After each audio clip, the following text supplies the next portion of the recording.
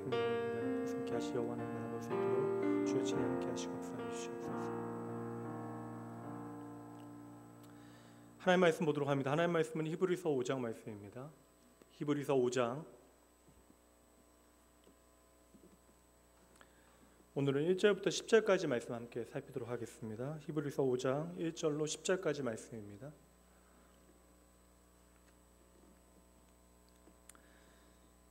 교독하면 저도 좀 편하긴 한데 이게 한 절씩 교독하다 보면 이게 말씀이 좀 끊기는 느낌이 들어서 오늘 말씀 제가 이렇게 좀 혼자 읽도록 하겠고 여러분들 이렇게 눈으로 잘 따라오시면서 말씀의 의미를 좀 헤아리시면 좀 도움이 되실 것 같아요.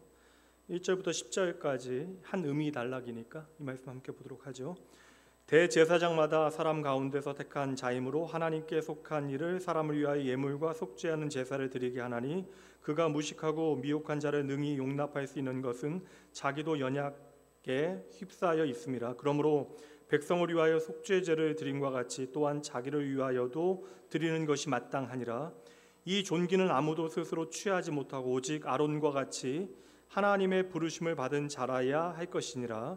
또한 이와 같이 그리스도께서 대제사장 되심도 스스로 영광을 취하심이 아니요 오직 말씀하신 이가 그에게 이르시되 너는 내 아들이니 내가 오늘 너를 낳았다 하셨고 또한 이와 같이 다른 데서 말씀하시되 내가 영원히 멜기세덱의 반차를 따르는 제사장이라 하셨으니 그는 육체에 계실 때에 자기를 죽음에서 능히 구원하실 이에게 심한 통곡과 눈물로 간구와 소원을 올렸고 그의 경건하심으로 말미암아 들으심을 얻었느니라. 그가 아들이시면서도 고난을 받으신 고난으로 순종함을 배워서 온전하게 되셨은즉 자기에게 순종하는 모든 자에게 영원한 구원의 근원이 되시고 하나님께서 멜기세덱의 반차를 따른 대제사장이라 칭하심을 받으셨느니라. 아멘. 오늘 히브리서 어느새 9번째 시간이고요. 오늘 말씀의 제목은 좀 딱딱하긴 합니다. 멜기세덱과 예수 그리스도라고 하는 제목으로 하나님의 말씀 함께 나누도록 하겠습니다. 지난주 나누었던 주제가 크게 얘기하면 우리에게는 큰 대제사장이 계시다. 그래서 우리가 큰 대제사장 되신 예수 그리스도 덕분에 하나님의 은혜의 보좌 앞으로 우리가 담대히 나아갈 수 있다.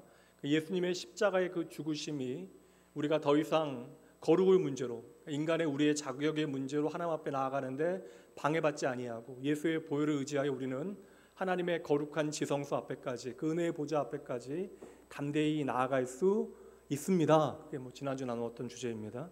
지난주 설교 제목이 그래서 우리에게는 큰 대제사장이 있습니다였는데 이제 사실 그 대제사장이라고 하는 주제가 히브리서의 중요한 주제거든요. 그래서 이제 오늘 4장 말씀에 연결되어져서 5장의 중요한 개념 하나를 살피게 되어지고요. 이 말씀은 사실 10장 한 중반부까지 함께 살피게 되어질 것 같아요.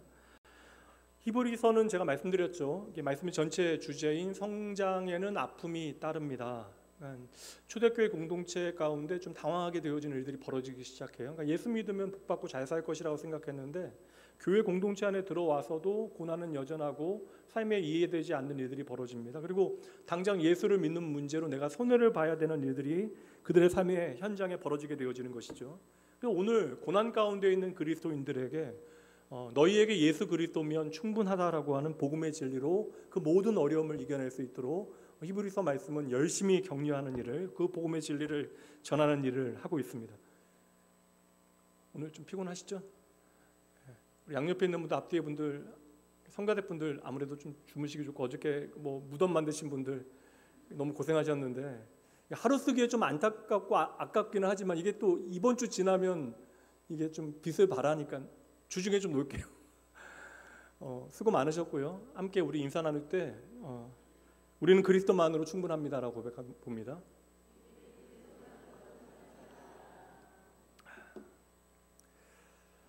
그래서 이제 우리가 그리스도만으로 정말 충분한가에 대한 주제를 좀 실제적으로 다루기 위해서 히브리서 처음부터 보면 그런 비교가 계속 나와요. 오늘도 이제 멜기세덱과 예수 그리스도라고 하는 주제를 담았는데 처음에는 이제 천사에 대하여 그리고 천사와 예수 그리스도를 비교하는 사실 말도 안 되는 건데 그러니까 그 당시에 천사를 통하여 나의 어떤 소원을 이루어 보고자 하는 또한 우리보다 뛰어난 존재로 천사를 이해하는 그러한 이해들이 교회 성도들 안에 있었다라는 것이죠. 그러니까 복음의 메시지와는 다른 개인적인 어떠한 경험들이 신앙의 표준이 되어지는 일들이 벌어졌던 거예요. 그래서 천사와 예수 그리스도를 비교하고, 그리고 모세의 율법과 예수 그리스도를 비교하고, 그리고 이제 뭐 4장 말씀에서는 대제사장 되신 예수 그리스도에 대해서 말씀해 주시는데, 그 구약의 대제사장과 예수 그리스도께서 큰 대제사장이 되신다는 내용을 이제 4장 말씀에서, 이제 구약의 제사장들이 드리는 제사는 이제 제한적이고 한계가 있는데,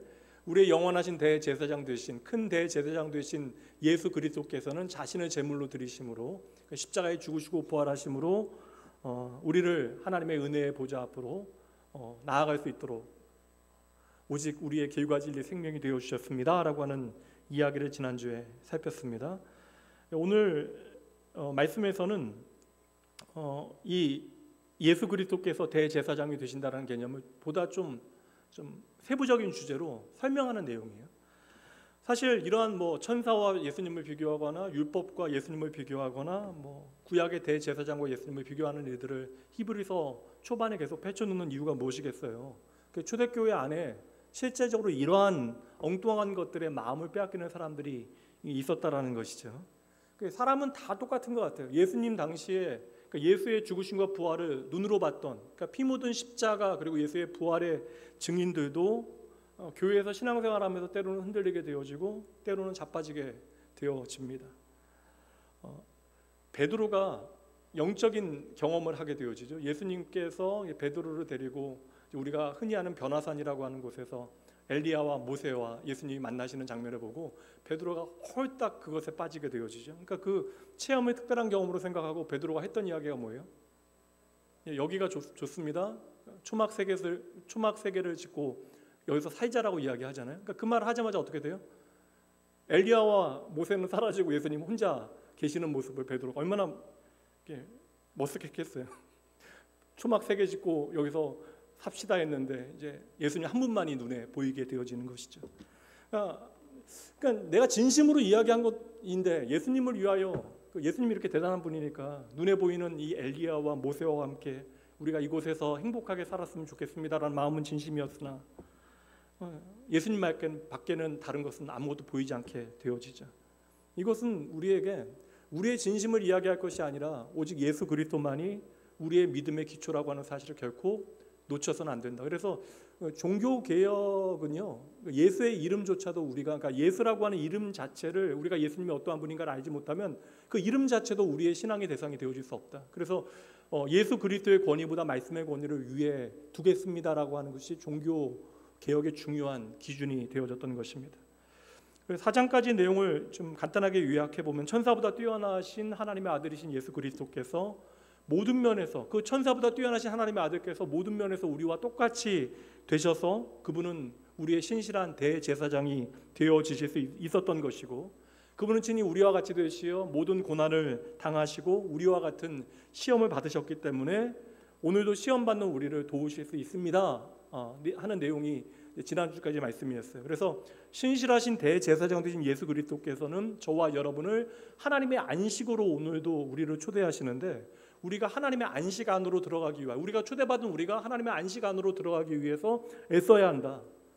그러니까 하나님의 안식 안으로 들어갈 수 있는 그 애씀이, 그 길이 바로 순종이다. 그래서 순종은 우리에게 어떠한 조건이 되어지는 것이 아니라, 이거 순종해서 내가 뭐 좀 하나님 앞에 뭔가를 좀 받아보자 하는 그런 조건이 되어지는 것이 아니라 순종할 수 있다는 것 자체가 우리에게 영광이 되어진다.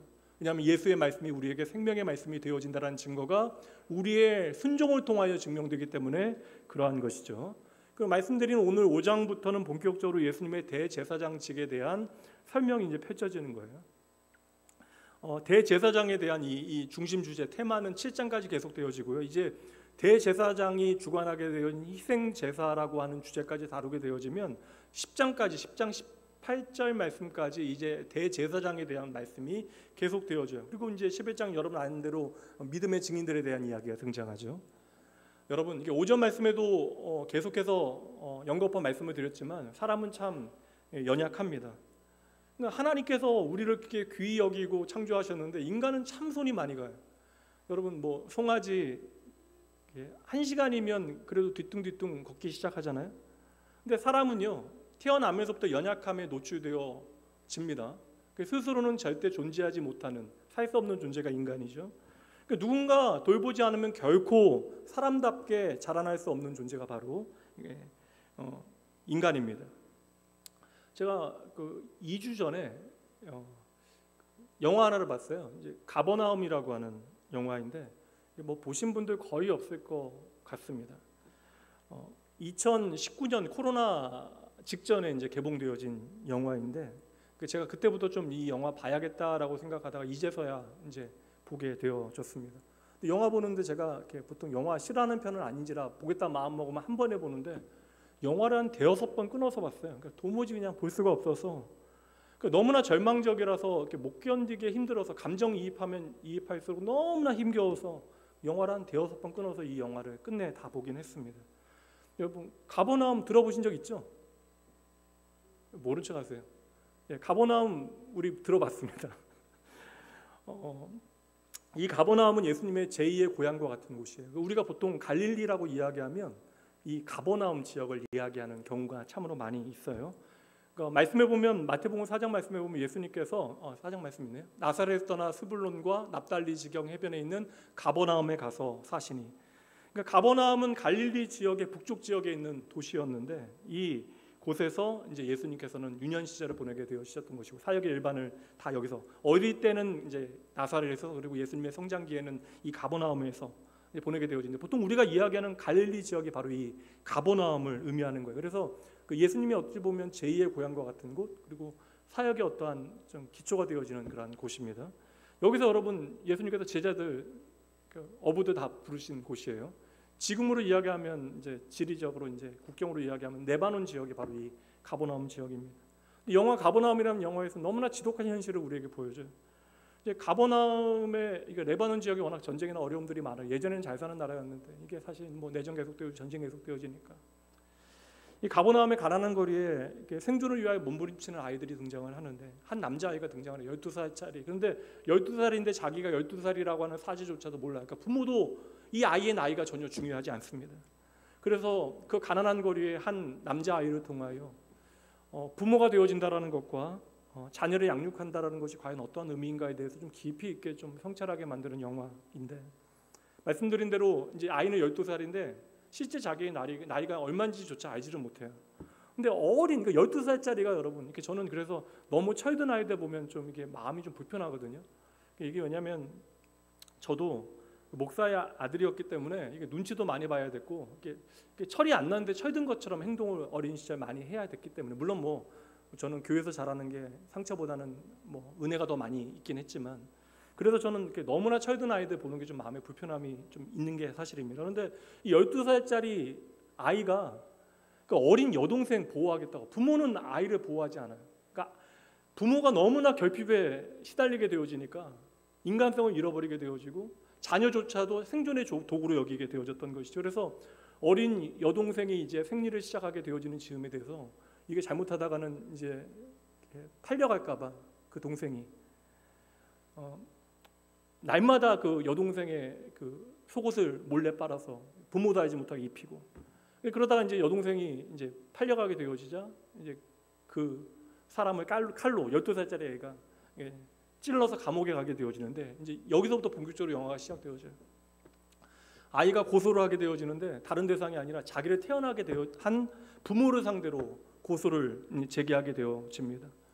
제가 영화를 보면서 힘들었던 건 극단적인 결핍이라고 하는 것이 인간다움을 잃어버리게 만든다. 그러니까 인간성 자체가 사라지게 되어지는 극단적인 결핍, 죄의 문제들 그리고 그러한 극단적인 결핍의 문제를 보면서 인간성이 사라진 그 현실을 눈으로 목도한다라는 것이 너무나 괴로워요. 근데 제가 예전에 브라질 그 도심 빈민 도시 의료 선교 팀에 제가 3주 동안 간 적이 있는데 그때 제가 뭐 전에도 말씀드렸다시피 3살짜리 이게 쓰레기 마을인데 3살짜리 꼬맹이가 먹을 게 없으니까요 형들 따라서 쓰레기 더미를 뒤져가지고 그게 얼마 되는 음식인지도 모르는데 그 음식을 먹는 거예요. 먹다가 이렇게 못을 밟게 되어졌는데 누구도 돌보지 않는 것이죠. 그래서 못을 밟은 그 발이 이게 파상풍에 걸려서 그 아이의 발목까지 이제 잘라내게 되어졌어요. 그러니까 3살짜리 아이의 그 이야기를 듣게 되어지는데 근데 그게 사실 너무나 버거웠어요. 저는 그 이후로도 한동안 너무나 그 사건이 저에게는 좀 어려운 문제가 되어졌습니다.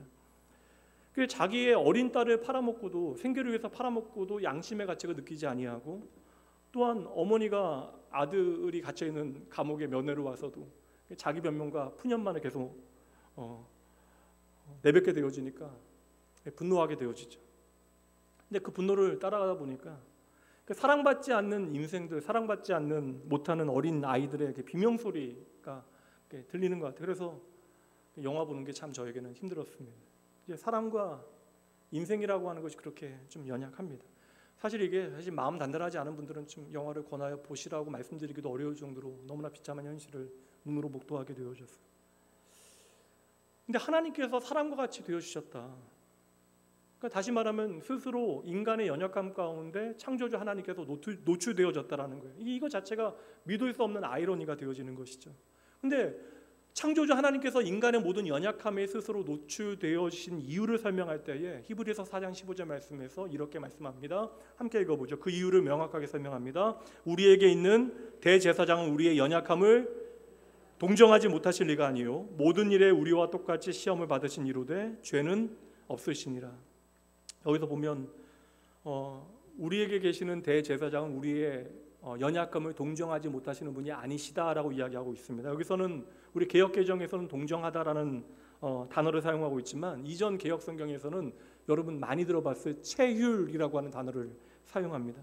여러분, 저는 동정이라고 하는 표현은 깊이 좀 해석하지 않으면 좀 오해가 될 수 있거든요. 근데 이 체휼이라고 하는 단어로 하면 저는 좀 더 마음에 와닿는 게 있는 것이 사실입니다. 체휼이라는 단어는 사실 오늘 우리가 사용하는 단어가 아니지만 우리가 몸으로 경험해서 그를 이해한다라는 단어가 바로 체휼이거든요. 그러니까 예수님께서는 우리의 연약함을 머리가 아니라 당신의 가슴과 손과 발로 그 밑바닥에서부터 우리와 같이 되심으로 몸소 경험하였기 때문에 그러니까 예수님의 그 공감이라고 하는 것은 완전하다는 거예요. 다시 말하면 예수님은 우리를 온전히 이해하실 수 있다. 그래서 오늘 본문의 말씀 4장 15절 말씀 다시 보여주실까요? 우리를 동정하실 수 4장 15절 말씀 우리를 동정하실 수 있는 그 예수님, 이 동정이라고 하는 개념은 그 전제가 바로 이해해요. 공감입니다. 예수님은 그래서 우리의 연약함을 공감하신 하나님. 그래서 왜 하나님은 우리를 그렇게 끝까지 기다리실 수 있는가? 하나님은 바로 우리를 공감하시기 때문에, 우리의 연약함을 다 아시기 때문에. 그래서 성경이라고 하는 것이 무엇일까 생각해 보면 바로 우리의 연약함을 이해하시는 하나님, 하나님께서 우리의 연약함을 어디까지 이해하시는가에 대한 기록이 바로 성경의 기록이 아닐까. 하나님을 떠난 인간은 연약하고 모순투성이의 답이 없죠. 예전에 청년들과 강화도로 이제 MT를 갔었는데 그 당시에 이제 강화도에 여러분 섬 이렇게 아무래도 이제 섬이니까 그 절들이 많잖아요. 강화도에 있는 절 알고 계시는 절 있으세요? 전등사. 네. 절을 잘 하시네요. 전등사가 지금 고구려 소수림왕 때 세워진 절이잖아요. 그러니까 그게 한 소수림왕 때니까 뭐 모르겠네 잘. 아무래도 뭐 고구려 하면 4세기 5세기니까 적어도 한 1600년 이상 된 절인 거예요. 그러니까 이게 거기에 보니까 제가 예전에 올라갈 때 그 전등사를 잠깐 들렸는데 청년들과 거기 하니까 제가 지금도 기억나는 게 용왕대제라고 하는 거예요. 이제 섬이니까 용왕대제를 드린다라고 하는 현수막을 보았는데 거기 하니까 이제 곳곳마다 바위들 많고 바위들마다 이제 새긴 부처님 계시고 세워진 작은 부처님 계시고 근데 사람들이 뭐 대웅전에서만 절하는 게 아니라 그 모든 바위들 부처님의 형상이 있는 부처의 형상이 있는 곳마다 다 가서 그렇게 조아리면서 절을 하고 있어요. 그러니까 인간의 종교성이라고 하는 것이 얼마나 무한한가라는 생각을 저는 해보거든요. 그러니까 유한한 인간은요, 나보다 더 오래 존재하는 모든 것이 영험한 어떠한 능력이 있는 것처럼 사람들은 그것을 믿고 싶어하는 것이 인간의 연약함이고 유한함입니다. 로만 캐톨릭도 사실 그 잘못된 길로 들어가게 되어졌던 것이죠. 그러니까 그 공교회가 말씀을 떠나게 되어지니까 의식만이 남게 되어지고 형식만 남게 되어지고 외형만 남게 되어지고 그 잘못된 길을 너무나 오랜 세월 걸어가게 되어지니까 종교 개혁을 통하여 하나님의 말씀으로 성경적 기독교로 돌아오려고 애를 썼음에도 불구하고 지금도 여전히 우리 안에는 이제 그릇된 종교성이 남아 있죠. 그래서 이게 보면 제가 그 유럽 가는 방송도 이렇게 여행 방송도 보면 자기는 이제 무신론자라고 이야기하는데 성당 들어가면 다 하는 얘기가 뭐예요? 무신론자가 이렇게 장엄하고 뭔가 영적인 기운이 있고 이런 얘기가 되게 웃기지 않아요? 그 장엄한 성당을 보면서 여기가 뭔가 좀 거룩하고 영적인 기운이 있는 것처럼 이야기를 합니다. 그러니까 사람이란 존재는 눈에 보이는 어떤 크기와 장엄함에 마음을 빼앗기게 되어지죠. 그리고 엄숙한 분위기로 사람을 압도하게 되어지고 캐톨릭 면죄부 같은 이야기하지 않아도 로만 캐톨릭 같은 경우는 이제 예배조차도 이제 성경도 사제조차도 이제 성경을 읽지 못하게 되어죠. 라틴어를 제대로 이제 이해하지 못해서 그리고 집례는 모든 예배는 집례는 다 라틴어로 되어지니 앉아 있는 회중은 전혀 이해하지 못하니 여러 형식과 종교적인 의전에만 의지하게 되어지는 일들이 벌어졌죠. 그래서 그 사람을 압도하는 어떠한 눈에 보이는 거룩을 끊임없이 사람들은 만들어내려 하는 것입니다. 거듭 제가 생각하는 것은 하나님의 백성들의 삶에 말씀이 사라지게 되어지면 누구나 마찬가지예요. 여러분 베드로도 마찬가지고 바울 사도도 마찬가지고 성도의 삶에 하나님의 말씀이 사라지게 되어지면 당연히 순종이 사라지게 되어지고 말씀이 요구하는 순종이 사라지게 되어지고 그러면 인간의 그 내면에 있는 종교성은 깨어졌더라도 언제나 우상을 만드는 것으로 나타나게 되어진다. 우리의 삶에 예수를 고백하더라도 하나님의 말씀이 희미해지면 우리도 나도 모르게 내 삶에 보이는 우상들을 섬기는 방향으로 그릇된 길을 걸어가게 되어지는 것이죠. 그리고 지난주에도 제가 강조해서 말씀드렸는데 그래서 우리가 평생 해야 되는 것은 예수를 믿는다라고 하는 것이 무엇일까? 예수를 믿는 것은 바로 예수가 누구이신가에 대해서 우리가 말씀을 통해 열심히 배우는 삶의 과정이 우리에게 필요하다. 그러니까 우리가 제대로 알아야 제대로 믿을 수 있는 것입니다. 그러니까 내가 믿고 싶은 대로 내가 원하는 대로 믿는 것이 아니라 이 땅에 오신 예수님은 그러니까 예수님께서 이 땅에 오신 것이 자신의 뜻대로 오신 것이 아니라 예수님께서 이 땅에 오신 것은 그 하늘 아버지를 통하여 그 사명과 삶이 이미 확정되어진 사건이다. 마태복음 1장 21절 말씀 보도록 합니다. 함께 읽어봅니다. 시작.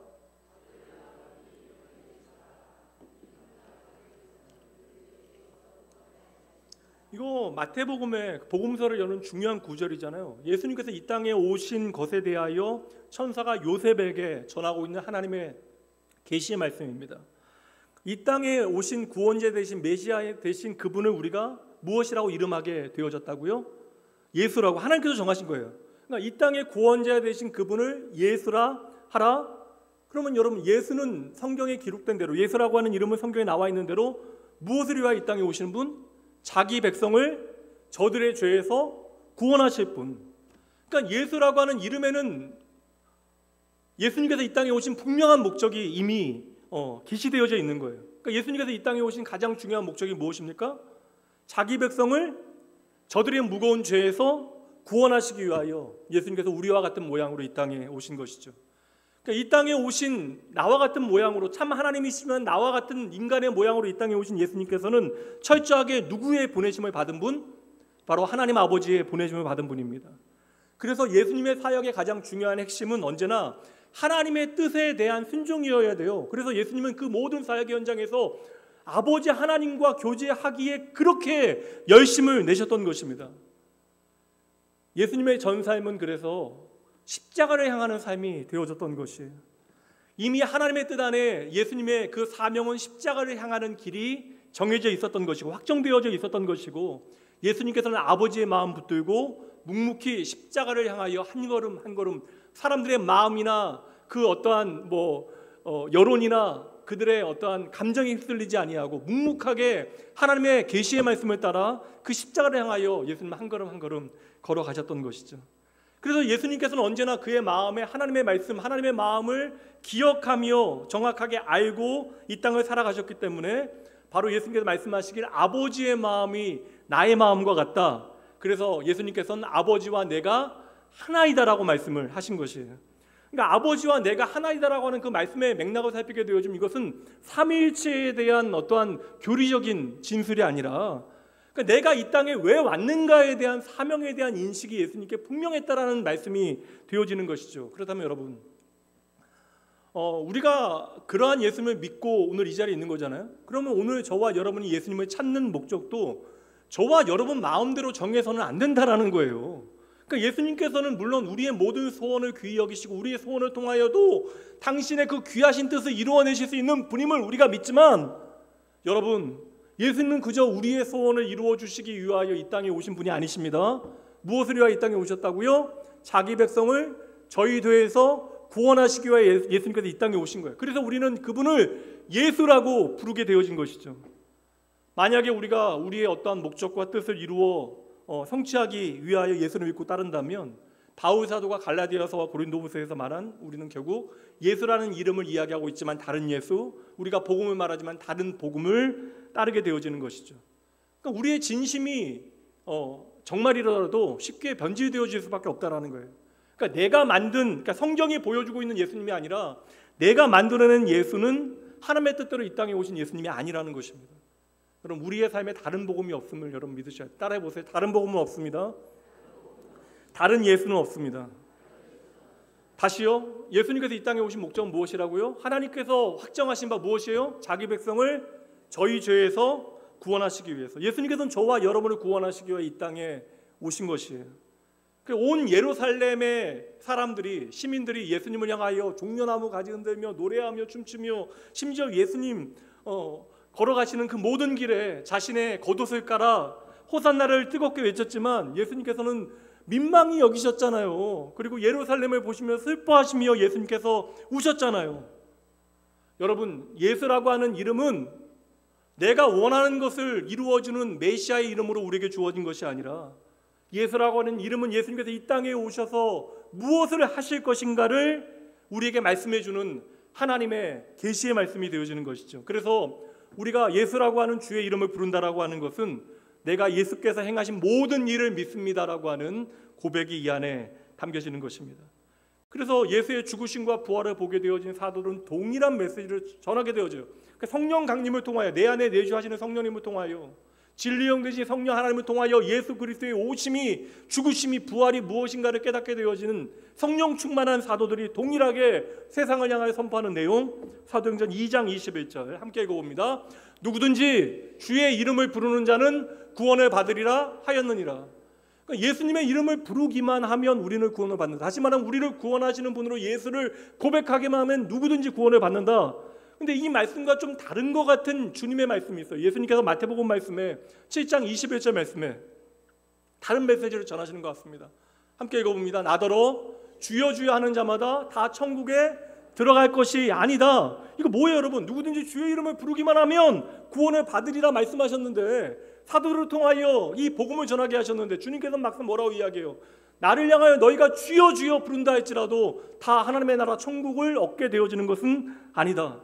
그럼 여러분, 이 말씀은 어떠한 의미예요? 두 말씀이 함께 병합되어지면 우리가 내릴 수 있는 결론이 무엇입니까? 우리가 예수의 이름을 부른다라고 하는 것은 그 이름을 어떠한 의미로 부르는가가 우리에게 너무나 중요하다. 성도에게 중요한 것은 예수라고 하는 그 이름을 부르는 것에 목적이 있는 것이 아니라, 우리가 오늘 그 예수님을 어떠한 예수님으로 믿고 부르고 있는가, 이것을 점검해 봐야 하는 것이죠. 내가 믿는 예수가 내 자신만을 위하는 내가 원하는 예수인가, 아니면 하나님께서 그 오랜 약속을 통하여 십자가로 확정하신 그 예수 그리스도의 사명을 기억하며 우리가 예수를 믿고 있는가 점검해 봐야 되는 거예요. 이게 이제 오늘 말씀의 기초 작업입니다. 기초 작업이 끝났어요.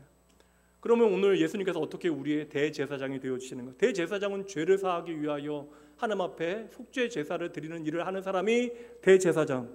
오늘 말씀의 핵심 구절이 여러분 10절 말씀이에요. 10절 말씀을 설명하기 위해서 앞에 말씀이 다 나오는 것입니다. 10절 말씀 함께 읽어주시죠. 시작.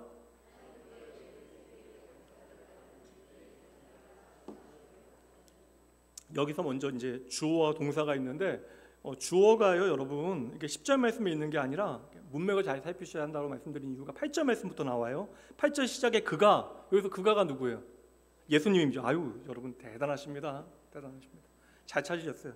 예수님이에요. 주어는 예수님, 그리고 동사는, 주동사는 10절 마지막에 받으셨다라는 거예요. 이제 예수님께서 하나님으로부터 멜기세덱의 반차를 따른 대제사장이라고 정하심을 받으셨다라고 하는 말씀이 이 말씀의 핵심이에요. 지난주에 제가 말씀드렸습니다. 예수님의 십자가의 고난은 고난으로 끝나는 것이 아니라 극복하여야 되는 이야기가 아니라 이 고난을 통하여 하나님 앞에 순종하심으로, 그래서 이 고난이 영광이 되어지는 것이고 순종이 영광이 되어지는 거예요. 고난을 통하여 하나님 앞에 고난을 당하시는 것이 하나님의 그 말씀에 순종하는 일이 되어져서 저와 여러분의 큰 대제사장이 되어주셨다. 그를 통하여 우리의 죄의 문제를 해결하셨다. 이게 지난주 말씀이잖아요. 그 말씀이 8절 말씀부터 다시 설명이 되어지는 거예요. 8절과 9절 말씀 봅니다. 그가 아들이시면서 받으신 고난으로 순종함을 배워서 온전하게 되셨은즉, 그러니까 그 순종함이 바로 예수님께서 온전하게 되시는 길이 되어진다. 자기에게 그래서 순종하는 모든 자에게 영원한 구원의 근본이 되셨다. 그러니까 예수님의 고난은 누구에 대한 순종이에요? 예수님의 고난은 누구에 대한 순종입니까? 하나님에 대한 순종이었고, 그 순종을 통하여 예수님께서는 우리의 구원의 영원한 기초가 되어주셨다. 파운데이션이 되어주셨다. 그래서 10절 말씀에 보면 하나님께 멜기세덱의 반차를 따른 대제사장이라 칭하심을 받았다. 그 칭하심을 받다라는 이 칭하심이라고 하는 것은 흔히 이야기하면 임명받다라는 거예요. 공식적으로 임명받다, 지정되어졌다라는 의미입니다. 그러니까 예수님께서는 하나님의 말씀에 순종하셨기에 하나님께로부터 이름을 얻게 되신 것인데, 그것이 바로 멜기세덱의 반차를 쫓는 대제사장으로 지정되셨다. 우선 안 쓰는 단어부터 빨리빨리 좀 해결해 내야지 우리가 좀 이해할 수 있는데, 반차라는 단어 여러분 아시죠? 식당 다니는 분도 아시잖아요. 연가에서 하루를 다 쓰기 아까웠고 개인적인 일을 처리할 때 오전이나 오후 나눠서 반만, 1차에 이제 반만 쓰는 걸 우리가 반차라고 이야기. 그런 개념 아니겠죠? 여기서 반차는요. 이게 좀 무거운 것 같아서 이렇게 싸늘하게 받으시면 제가 무슨 말을 하겠습니까? 여기 반차라는 단어는 사실 일상적인 용어는 아닙니다. 이게 반차라는 단어를 쉽게 설명하면 아주 쉬운 단어로 이야기하면 순서, 순번 뭐 그런 단어로 설명을 할 수 있어요. 그 영어 성경에 보면 모든 성경에 웬만한 NIV, NASB, 뭐 킹제임스 버전 다 성경 보면 오더라고 하는 단어가 사용되어져요. 이게 오더라고 하는 것은 뭐 입문하는 의미보다는 사실 정해진 순서라고 하는 뜻으로 많이 사용이 되어집니다. 헬라어는 탁시스라고 하는 단어가 사용되고 있는데, 이것은 특별한 직무를 행하는 순서 또한 정해진 차례를 가리킬 때 사용되어지는 단어입니다. 그러니까 정해진 순서에 따라 특별한 임무를 수행하는 일을 바로 이 반차라고 이야기하는 거예요. 그래서 여러분 성문을 지키는 문지기들이 그 성문을 지키는 순번표에 따라서 그 성문을 지키게 되어질 때 이것은 무엇이라고 이야기할 수 있어요? 문지기의 반차를 따라 그들이 행하게 되어지는 것이고, 그러니까 근무 일정표에 따라서 우리가 순서대로 근무하는 것으로 이야기하면 근무자의 반차를 따라 우리가 행하게 되어지는 것입니다. 너무나 이게 우리 주중 예배 제가 한번 설교하고 목사님도 돌아가면서 순서를 정해서 이제 설교를 하고 있거든요. 주중 예배 목사님들이 이렇게 설교를 순번을 정해서 하는 것은 오늘 말씀대로 요약하면 설교자의 반차를 따르는 것이죠. 그럼 왜 하나님께서는 예수님을 향하여 멜기세덱의 반차, 이렇게 결론과 같이 말씀되어지는 10절 말씀입니다. 왜 하나님께서는 예수님을 향하여 멜기세덱의 반차를 따르는 대제사장이라고 말씀하셨을까? 이걸 좀 오늘 설명드리면 오늘 말씀은 좀 마무리되지 않을까. 오늘 우리가 읽은 히브리서 5장 말씀은요, 예수님께서 어떻게 우리의 영원한 대제사장이 되어질 수 있는가에 대한 설명이에요. 그래서 1절부터 4절까지는 구약의 말씀을 들어서 구약의 대제사장들의 자격 요건에 대해서 설명을 해주고요. 그리고 5절부터 10절까지는 예수 그리스도께서는 이제 구약의 그 대제사장들과 비교하여 그 대제사장들의 자격 요건을 뛰어넘으시는 완벽한 분이시다, 훨씬 더 뛰어넘으시는 자격을 가지신 분이시다라고 하는 것을 5절부터 10절까지 이제 설명을 하면서 마지막에 멜기세덱의 반차를 따르는 대제사장이 바로 예수님이십니다라고 말씀하고 있는 것입니다. 그렇다면 왜 히브리서 저자는 구약의 제사장들의 직분과 비교하여 예수님을 지금 설명하고 있는 것일까? 예수님께서 그 고난이 바로 말씀드린 대로 영광의 순종이라는 개념이 4장 말씀의 중요한 개념이었거든요. 이 사실을 이제 설명해 주는 거예요. 구약 시대의 제사장의 직분과 예수님의 대제사장의 직분을 비교하는 구절이 1절 말씀부터 이제 시작이 되어져요. 1절 말씀 이제 보세요. 함께 읽어봅니다. 대제사장마다 사람 가운데서 택한 자이므로 하나님께 속한 이를 사람을 위하여 예물과 속죄하는 제물을 드리게 하나니. 그러니까 구약 시대의 대제사장은 어디서 곤란해요?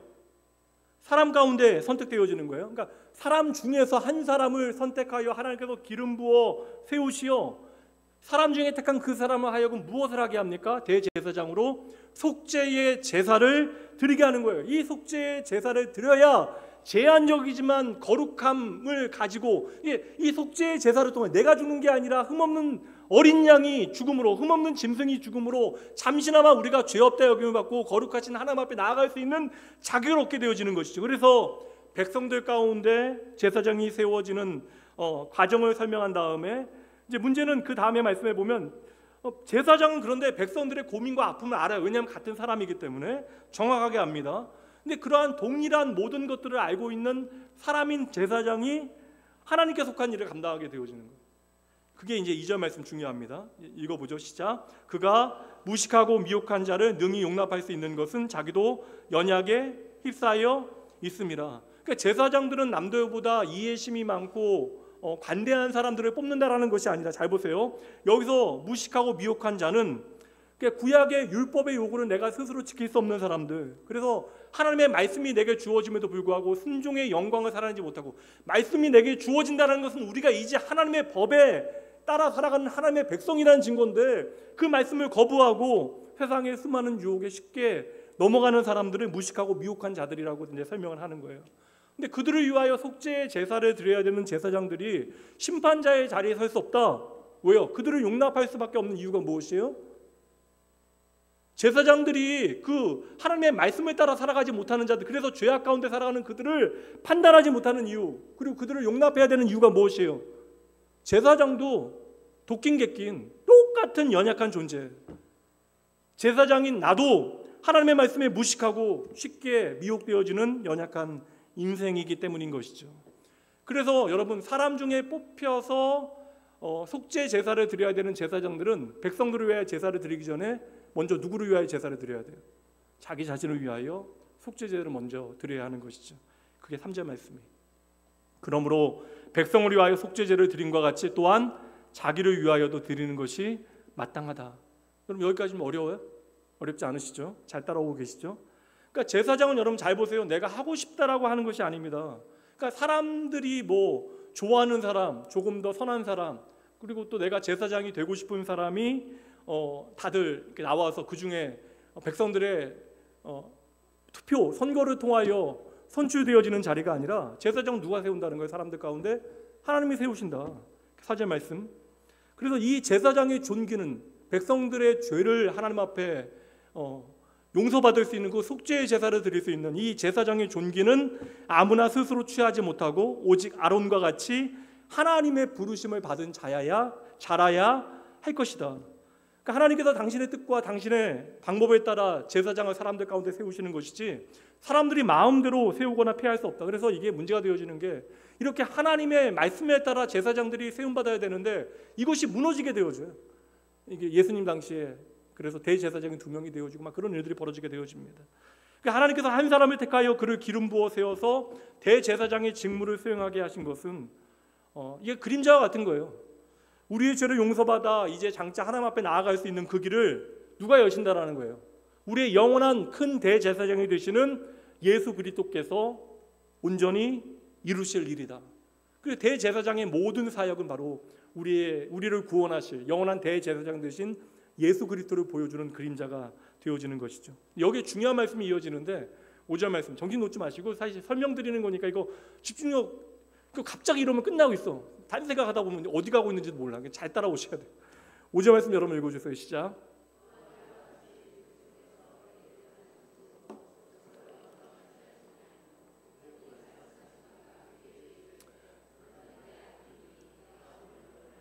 와, 여기 말씀 너무나 중요한 말씀이에요. 그러니까 우리가 생각하는 예수님께서 스스로 원하셔서 이 땅에 오신 것이다. 예수님께서 대제사장으로 저와 여러분을 구원하시기 위하여 당신 스스로 그 영광을 버리시고 이 땅에 오신 것이다. 근데 여러분, 이게 아니라는 거예요. 오늘 5절 말씀은.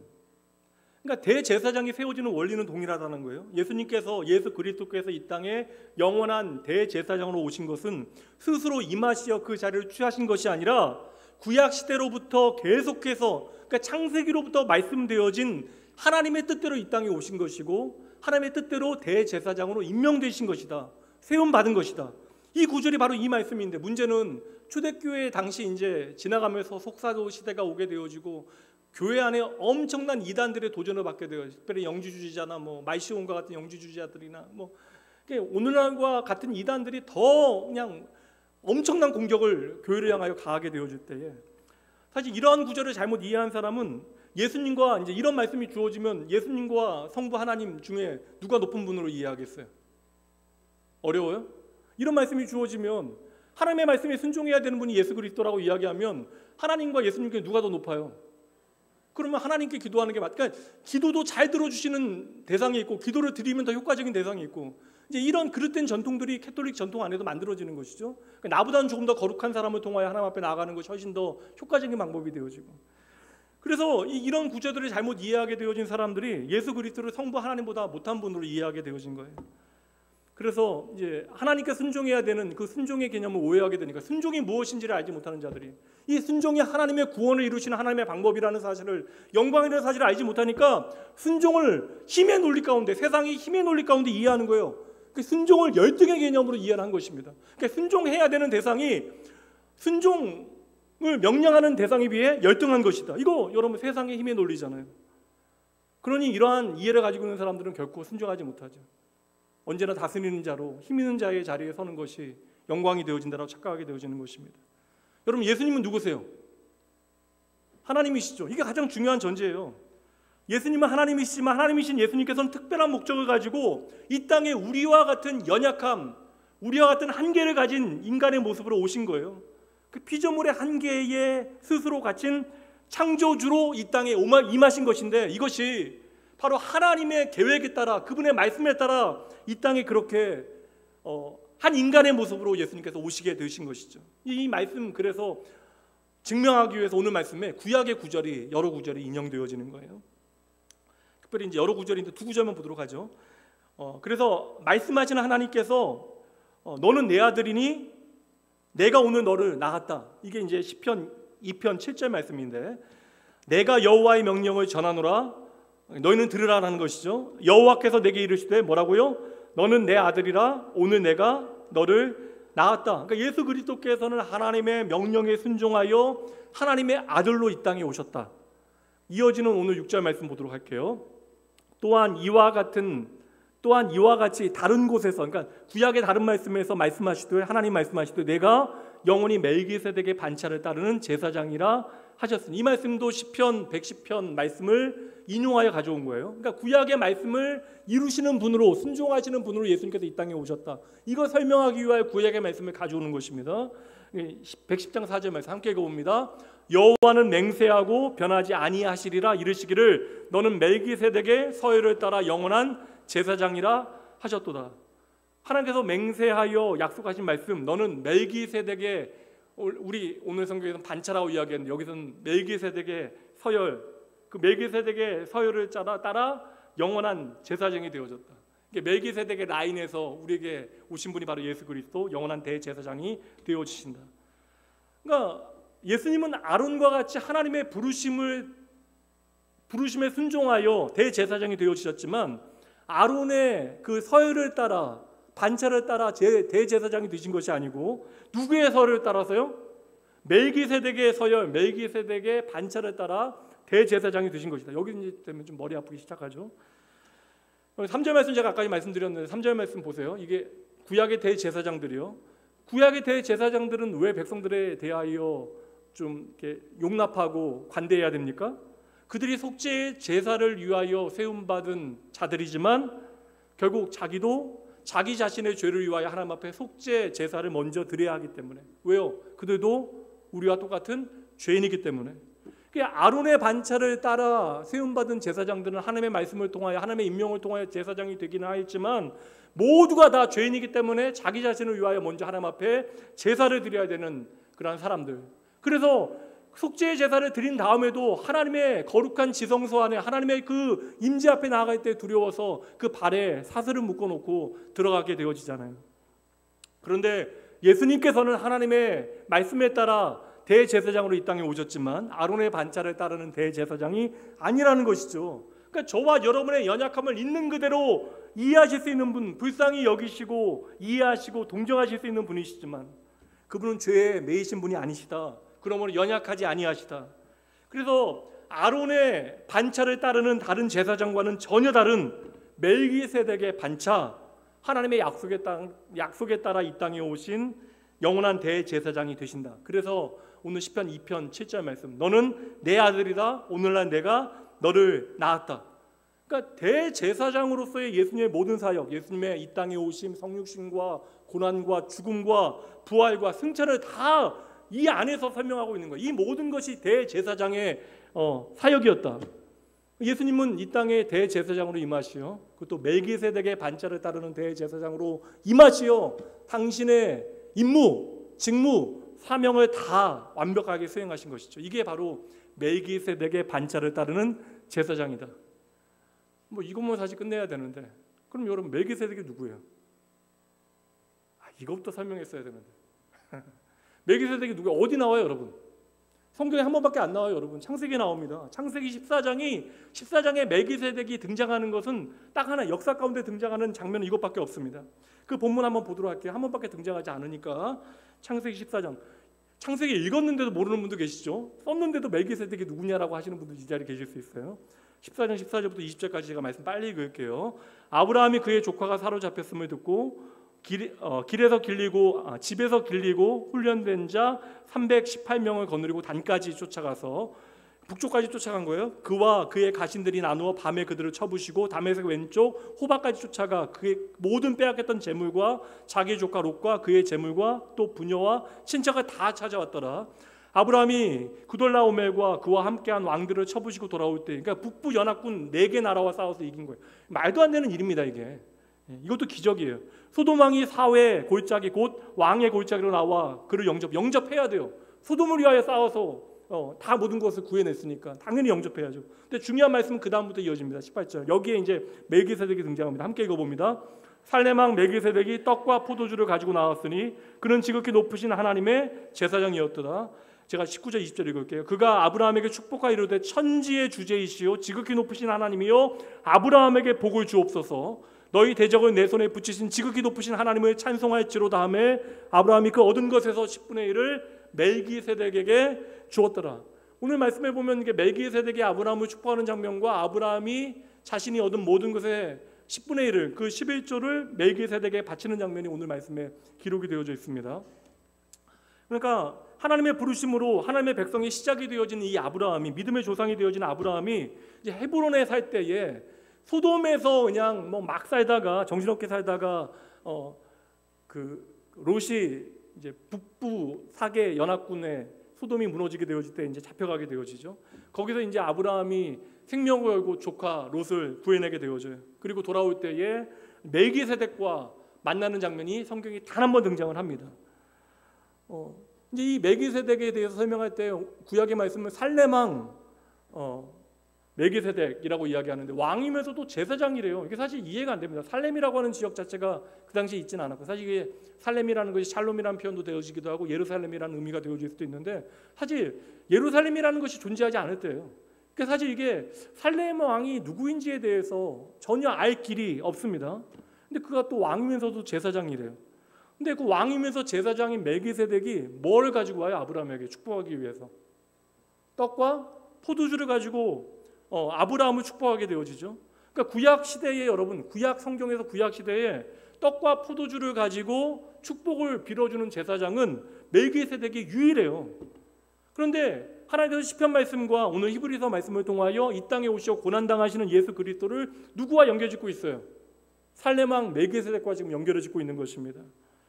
왜 예수님께서 짐승을 죽여서 속죄 제사를 드리는 아론의 계열의 대제사장이 아니라 떡과 포도주로 아브라함을 축복하고 있었던 멜기세덱에게 연결되어지는 대제사장인지, 이제 복음서의 중요한 구절 한 구절을 살피도록 할게요. 이것까지 오기까지 우리가 열심히 말씀을 살펴본 겁니다. 마태복음 26장 26절부터 28절 제가 읽어드립니다. 그들이 먹을 때 예수께서 떡을 가지사 축복하시고 떼어 제자들에게 주시며 이르시되 받아 먹으라 이것이 내 몸이라 하시고 또 잔을 가지사 감사하기도 하시고 그들에게 주시며 이르시되 너희가 다 이것을 마시라. 이것은 죄 사함을 얻게 하려고 많은 사람을 위하여 흘리는 바 나의 피 곧 언약 하나님의 약속의 피니라. 지난주 여러분 성찬식 참여하셨죠? 예수님의 최후의 만찬, 그 유월절 만찬에서 이제 곧 자신을 배신하고 도망가게 되어질 모든 제자들에게 축복하시며 그들을 위하여 하나님 앞에 감사기도 드리시며 그들에게 축복하며 나누어 준 것이 있습니다. 그것이 무엇입니까? 떡과 포도주죠. 여러분 성경 가운데 떡과 포도주로 축복하는 장면은 단 2번 나와요. 첫 번째 누구요? 멜기세덱이 아브라함.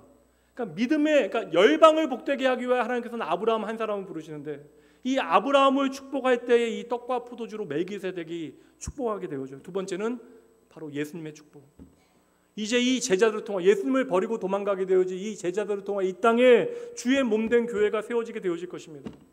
주님은 이 모든 것을 보시고 지금 제자들을 이 떡과 포도주로 축복하고 계시는 것이죠. 그렇다면 여러분 예수님께서 멜기세덱의 반차를 따르시는 메시아이시다, 대제사장이시다. 그럼 멜기세덱과 이 예수님께서 떡과 포도주로 이 땅을 당신의 사람들을, 당신의 백성들을 축복하시는 것이 어떻게 우연히 되어질 수 있겠냐고요. 예수님께서는 하나님의 영원하신 언약을 이루시기 위하여 이 땅에 오신 우리의 영원한 대제사장이 되시기 때문에 멜기세덱이 그 떡과 포도주로 하나님의 백성이 시작이 되어지는 아브라함을 축복한 것처럼 예수님께서는 당신의 찢기신 몸과 흘리신 피가 되어질 그 떡과 포도주로 당신의 백성 되어질, 당신의 교회가 되어질 제자들을 축복하고 계시는 것이죠. 오늘 제가 10절까지 살폈는데 사실 11절 말씀 다음 절과 연결해도 되긴 하지만 11절 말씀 한 절 더 보도록 할게요. 멜기세덱에 관하여는 우리가 할 말이 많으나 너희가 듣는 것이 두나무로 설명하기 어려우니라. 이것에 대한 여러 해석들이 있지만 저는 그냥 앞에 말씀대로 생각해 볼 때 문맥 가운데 이렇게 이해해요. 우리가 예수를 믿는다라는 것은 예수를 정확하게 이해한다. 예수가 어떠한 분이신가를 우리가 제대로 안다라고 하는 것을 의미하는 것이죠. 그러니까 예수님을 우리가 제대로 알지 못하면 우리가 예수님을 온전히 제대로 믿을 수 없다라는 것이에요. 멜기세덱에 대해서 이제 더 이상 설명하지 않아요. 그러니까 멜기세덱이 누군가에 대해서 말씀하지 않습니다. 그러니까 우리는 알 수 없는, 정체를 알 수 없는, 이게 뭐 예수 그리스도이시다 뭐 다양한 해석들이 있지만 그렇게 신비로워 보이는 멜기세덱이 누구인가가 지금 핵심이 되어지는 것이 아니라 우리에게 중요한 것은 멜기세덱의 정체가 아니라 멜기세덱을 통하여 오늘 우리에게 보이시는 영원한 대제사장 되신 예수 그리스도, 그분의 십자가와 부활을 통하여 우리에게 보이시는 하나님의 언약의 성취가 무엇인가를 우리가 믿음으로 바라봐야 된다. 그렇게 십자가의 예수 그리스도, 부활의 예수 그리스도를 만나게 되어질 때 우리는 제대로 예수를 믿게 되어지는 것이죠. 우리의 영원한 대제사장 되신 예수 그리스도께서 하나님의 뜻대로 십자가에 달려 죽으셨는데 이것은 그저 휴머니즘, 인간애를 가지고 죽으신 것이 아니라 당신의 백성을 구원하시려는, 창조하실 때 보시기에 심히 좋았다는 하나님의 창조의 계획을 온전히 이루시기 위한 하나님의 일하심의 방법이었다. 그러므로 십자가는 고난이 아니라 하나님의 영광이 되어지는 것이고, 십자가에 죽기로 예수님께서 순종하신 것은, 침묵하며 죽으신 것은 바로 당신의 백성을 살리시는 하나님의 방법이고, 당신의 생명을 버려 순종을 통하여 예수 그리스도께서는 당신의 백성들을 구원하셨다, 축복하셨다. 그래서 오늘도 우리는 주의 명령에 따라 예수의 성찬, 거룩한 식탁에 초대받아 떡과 포도주로 나를 축복하시는 예수님을 우리는 오늘도 나의 구주로 만나야 하는 것이죠. 그래서 멜기세덱의 반차를 따르는 대제사장으로 하나님의 말씀에 온전히 순종하시어 고난당하시고 십자가에 달리신 주님께서는 9절 말씀에 온전하게 되셨은즉 자기에게 순종하는 모든 자에게 영원한 구원의 근원이 되실 수 있는 거예요. 예수님만이 우리의 영원한 구원의 근원이 되실 수 있습니다. 세상 그 무엇도 예수님의 자리는 대신할 수 없는 것이. 그럼에도 불구하고 사람들은 오늘 말씀처럼 무지하여 예수님을 제대로 우리가 배우고 알지 못하면 멜기세덱의 반차를 쫓는 십자가의 예수 그리스도, 하늘의 보좌에 앉아 계신 예수 그리스도를 바라보려고 하지 않는 것이죠. 믿으려고 하지 않는 것이죠. 그분의 이름을 제대로 부르려고 하지 않는 것입니다. 교회는 오늘도 그래서 십자가에 달린 예수 그리스도를 증거해야 되는 거예요. 세상의 다른 영광과 자랑이 예수님의 십자가를 대신해서는 절대 안 되는 것입니다. 그래서 주의 몸된 교회는 목사를 보여주는 자리가 절대 아닙니다. 뭐 이게 좀 조심스러운 얘기지만 뭐 제왕적인 카리스마가 어떠한 이게 리더십인 것처럼 오해되어져서는 안 됩니다. 아무리 수직적인 어떠한 체계가 카리스마로 이해되어지는 그런 문화 가운데, 권위주의적인 문화 가운데 우리가 오랫동안 노출되어졌다 한들, 여러분 이게 교회는요 그런 것들에 여러분 마음을 빼앗겨서는 안 돼요. 그래서 교회는 그 어떤 목사를 보여주는 곳도 아니고, 성공한 교인을 주목하는 곳도 아니고, 이렇게 아름다운 예배당이 우리에게 허락되어져서 감사하긴 하지만 이 예배당을 자랑하거나 많은 사람을 자랑하는 곳이 되어져서는 안 된다. 그러한 곳은 예수 그리스도의 그 놀라운 복음, 하나님의 그 약속의 말씀 앞에 너무나 빈곤한 교회가 되어지는 것입니다. 우리에게는 영원한 멜기세덱의 반차를 쫓는 하나님의 아들이시오 왕이시고 대제사장 되신 예수 그리스도께서 오늘도 나와 함께 하시는데, 너무나 쓸데없는 것들에 우리의 마음을 빼앗겨 우리의 인생을 허비하며 살아가게 되어지는 것이죠. 그리고 여러분 말씀 열심히 배우셔야 돼요. 저는 그래서 좀 말씀 듣는 자리에 나오셔야지 여러분 이게 교회에서도 좀 제대로 신앙생활 할 수 있는 것입니다. 리더도 교회 안 나오시고 저는 불안하거든요. 사실 교회 안에 사실 여러 거룩한 직임으로 임명받으신 분들이 예배의 자리에 안 나오시고 기도의 자리에 안 나오시면 저는 너무나 불안해요. 아무리 합리적이고 똑똑한 이야기를 한다 할지라도 그곳에 여러분 예수 그리스도의 구원의 은혜가 자리 잡지 못하고 그 십자가와 부활의 능력이 우리의 신앙의 기준이 되어지지 못하면 우리가 믿노라 하는 예수는 나도 모르게 그릇된 방향으로 거짓되게 고백되어질 수도 있는 것입니다. 그러니 오늘 내가 가지고 있는 건 나의 자랑, 세상의 만족과 말과 지혜로 내가 과연 오늘 십자가의 예수 그리스도를 가리고 있는 것은 아닌가 한번 돌아보실 필요가 있는 거예요. 그리고 이것이 우리가 예수 그리스도의 죽으심과 부활을 제대로 이해하는 가장 중요한 일이 되어지지 않을까라는 생각이 듭니다. 말씀 마칠게요. 오늘 말씀은 사실 부활주일 오후 우리가 곰곰이 생각해 봐야 하는 중요한 신앙의 기준을 보여주고 있습니다. 오늘 여러분의 삶에 예수라고 하는 이름은 과연 어떠한 의미가 있으십니까? 일주일 동안 열심히 말씀을 통해서 그 답을 찾아보시죠. 기도합니다. 하나님, 모든 것이 하나님의 은혜입니다. 이 고백이 날마다 진실하여 하나님의 은혜의 제대로 감사하는 인생 되게 하여 주시옵소서. 주님, 예수를 나의 구주 삼고 오늘 예수를 믿는 것이 감사한 일이고 기쁜 일이고 영광이 되어집니다. 그런데 저희들 예수를 믿는 기쁨과 영광을 제대로 모릅니다. 그러다 보니 귀한 거듭난 은혜의 기회를 저희들 낭비하며 살아갑니다. 하나님, 내 자신에게만 집중하고 내가 가진 것으로 내 자신을 평가하다 보니까 저희들 하나님의 안식을 누리지 못하고 늘 언제나 불안해하고 불평하는 것이 저희의 오늘입니다. 참으로 가련하고 어리석은 인생이오니 주여 불쌍히 여겨 주시옵소서. 아버지 하나님의 거룩하신 부르심 앞에 평생 핑계만 대고 변명만 늘어놓지 아니하게 하시고 하나님의 구원의 은혜에 합당한 믿음의 실력을 갖추어 나가게 하여 주시옵소서. 오늘 나를 위하여 십자가 지시고 죽으시고 부활하신 미쁘신 주님께서 나를 긍휼히 여기시고 지금도 하늘 보좌 우편에서 우리를 위하여 기도하여 간구하여 우리를 위하여 일하고 계심을 저희들 기억하여 날마다 하나님의 은혜의 보좌 앞으로 예수 그리스도의 이름 붙들고 담대히 나아가게 하여 주시옵소서. 주님의 뜻이 온전히 우리 가운데 이루어질 때까지 주님의 십자가 단단히 붙들고 날마다 하나님 앞으로 감사함으로 나아가는 귀한 낙원의 권속도 되어질 수 있도록 주의 자녀도 되어질 수 있도록 축복하여 주시옵소서.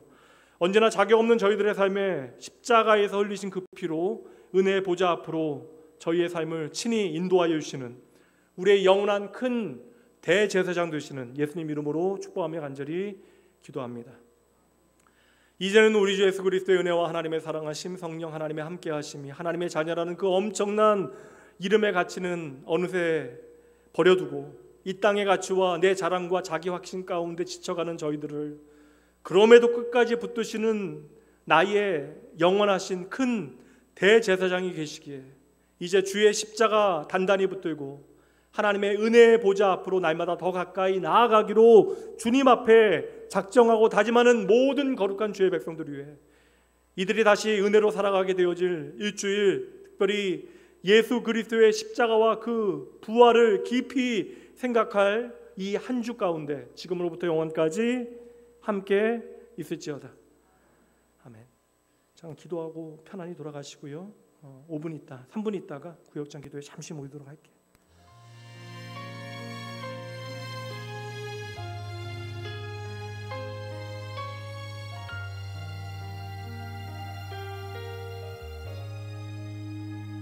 깊은 절